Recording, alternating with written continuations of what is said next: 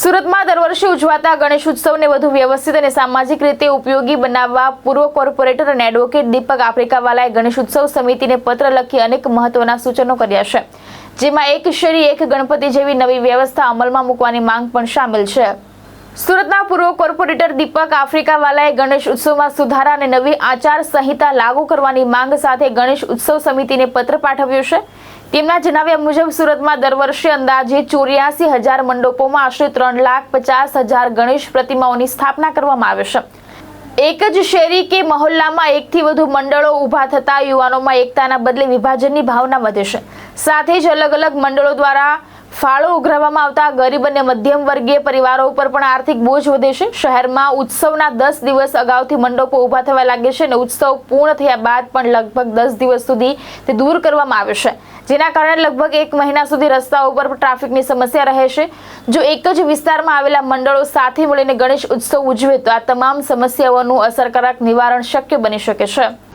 મુંબઈ પછી સુરતમાં ગણપતિ ઉત્સવ રંગેચંગે ઉજવાય છે, પણ આ ઉત્સવની મૂળ ભાવના અંગ્રેજોને ભગાડવાની હતી, પરંતુ ત્યાર પછી પણ આને આપણે ઉત્સવની ઉજવણી તરીકે ચાલુ રાખીએ છીએ।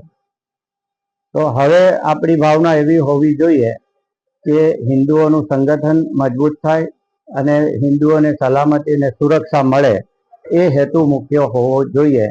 એટલે મારી વિનંતી છે કે ગલી ગલીએ મોહલ્લે મોહલ્લે ગણપતિના મંડપો બને છે અને રસ્તા રોકાણ થાય છે, એમાં હિન્દુઓ હેરાન થાય છે અને વધારે પડતી મૂર્તિઓની સ્થાપના કરવાથી વિઘટનની ભાવના પેદા થાય છે। હરીફાઈમાં ઉતરવાનું જરૂર નથી, આપણે ભેગા થઈને સંગઠિત થવાની જરૂર છે એવું હું માનું છું। અને આ અંગે નવી આચારસંહિતા બનાવવા માટે પણ મેં ગણેશ ઉત્સવ સમિતિના અધ્યક્ષ શ્રી પરમ પૂજ્ય સ્વામી અમરીશાનંદજીને મેં રજૂઆત લેખિતમાં કરી છે।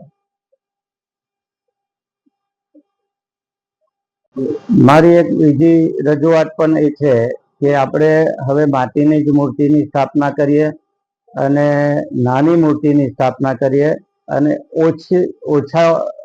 ઓછી સંખ્યામાં સ્થાપના કરીને ઉજવણી કરીએ।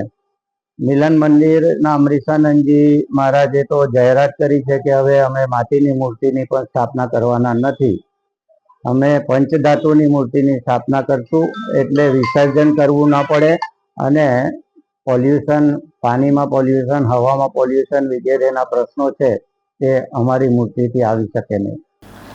ભાવેશ ઉપાધ્યાય, દ્રષ્ટિકોણ ન્યૂઝ, સુરત।